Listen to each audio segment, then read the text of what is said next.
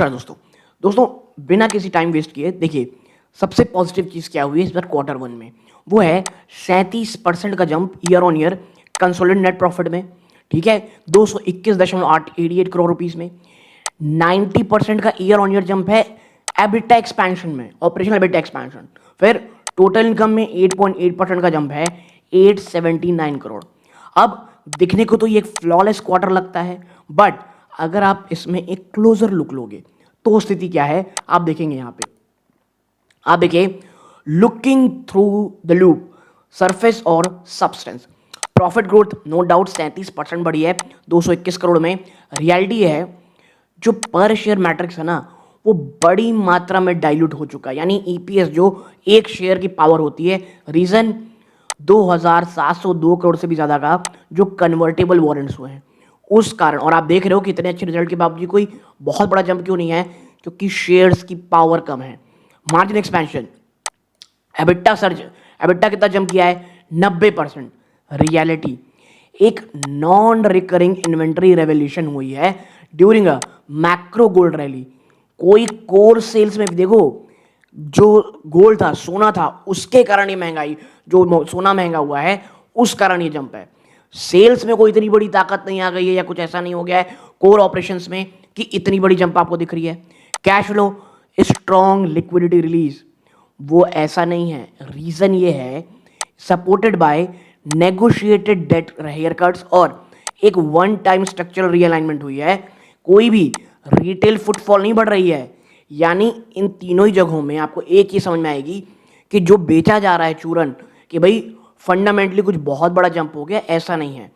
कुछ मैथमेटिक्स, कुछ आप कह सकते हैं, आप ये कह सकते हो कुछ कॉरपोरेट सेटअप, इस कारण आपको ये चीजें देखने को मिल रही हैं। ठीक है, तो क्या सभी चीज पीसी ज्वेलर में क्या सच में बुरी हो गई क्या? हम एक एक करके आएंगे। देखो, क्योंकि देखो पीसी ज्वेलर है 9 रुपए का, तो हर कोई बस हड़बड़ा के या तो खरीदना या तो डर के बेचना चाहता है। उसकी बीच की इशू क्या है? द डिल्यूजन इफेक्ट, अ बिगर पाए फार मोर माउथ। यानी आप देखो, प्री डाइल्यूशन क्या था, हुआ क्या, जब जब आप कह सकते हैं 2702 करोड़ रुपए रेस किए गए थे प्रेफरेंशियल कन्वर्टर बॉन्ड्स का। जो मैं आपसे बोल रहा हूं ना कि एक शेयर की ताकत कम हो गई है, वो इसलिए है warrant recently converted bye promoter. हुआ क्या, पहले मान लीजिए एक शेयर है, उसके पीछे इतने सारे लोग हुआ करते थे। अब post dilution 37% net profit jump आया।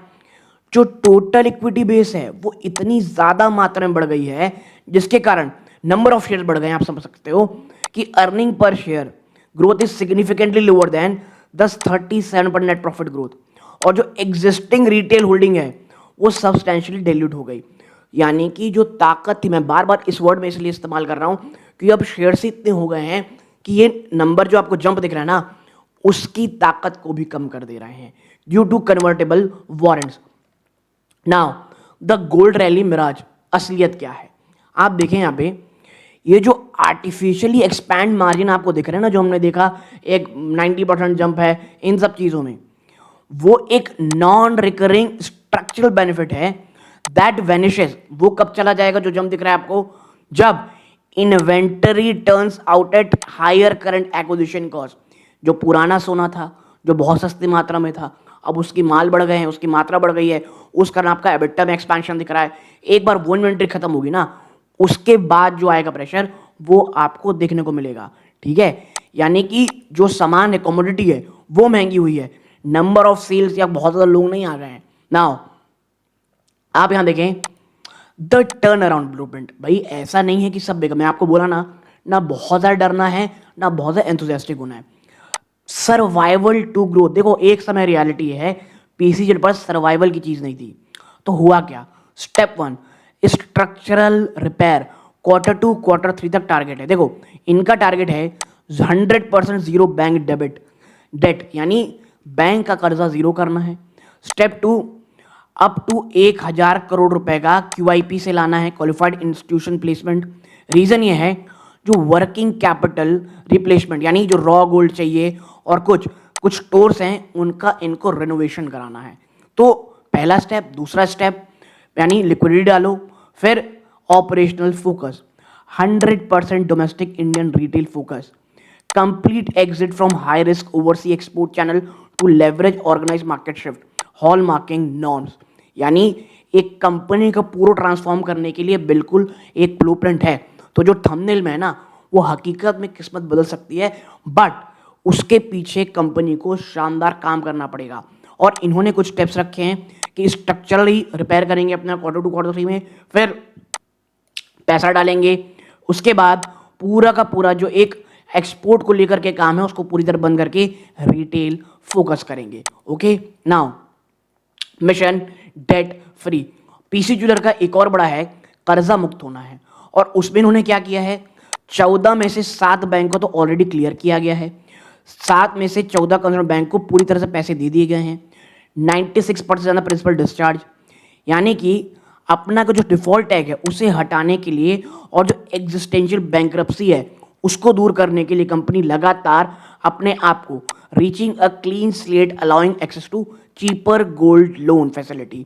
और देखो, ऐसा कंपनी इसलिए कर रही है, एक बार ये तमाम चीज़ें, कुछ क्रेडिट अच्छा हो जाएगा, हमारे बैंक के ऊपर भरोसा होगा, तो हम एक चीपर गोल्ड लोन ले पाएंगे।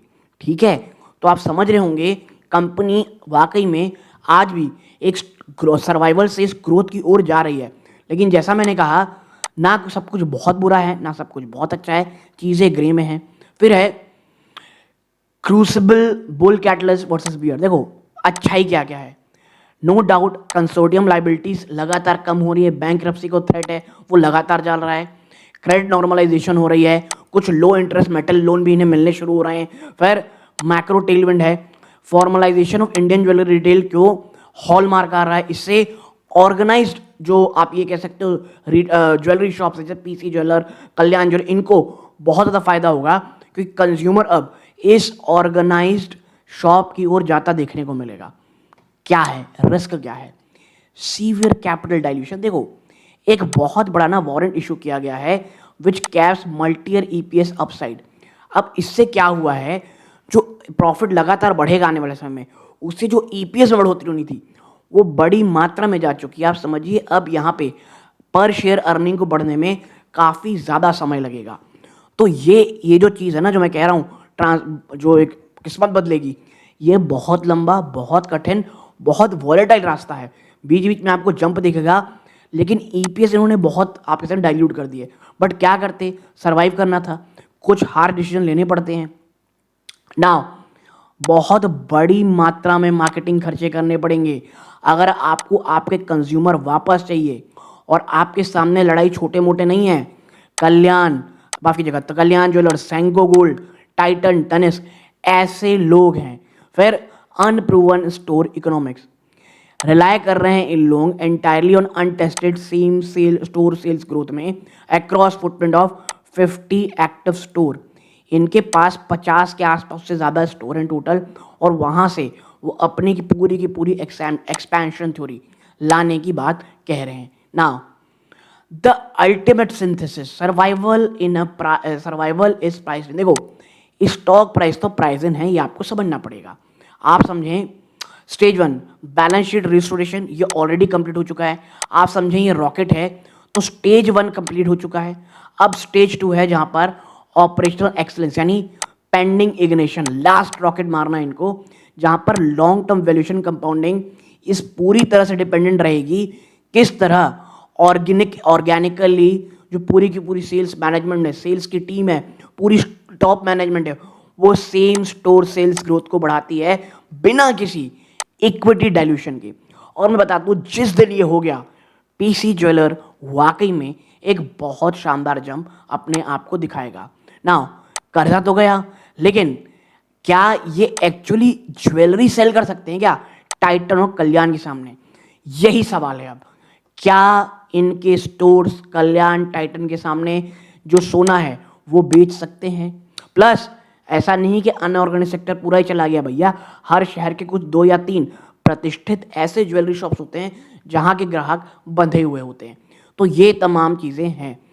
तो आखिरी जवाब यही है, आपने इस जेम को इंस्पेक्ट किया, फाइनल ग्रेड क्या है? एक टर्न अराउंड ट्रायम्फ है जहां पर क्लीन बैलेंस शीट, कुछ हम कह सकते हैं गोल्ड लोन की क्रेडिट एक्सेस और डोमेस्टिक मैक्रो टेलविंड है जो इन्हें पॉजिटिव दिखाती है। बट वहीं एक सीवियर इक्विटी डाइल्यूशन ऑलरेडी हो चुकी है, जिसके कारण ईपीएस में गिरावट, कंपटीशन जबरदस्त है और अनप्रूवन एक सेम स्टोर सेल्स ग्रोथ यहां पे देखने को मिल रही है। तो at the end of the day it's your choice. PC jeweller मैं ये नहीं मानता हूं कि यहां से पूरी तरह से बर्बाद हो जाएगा।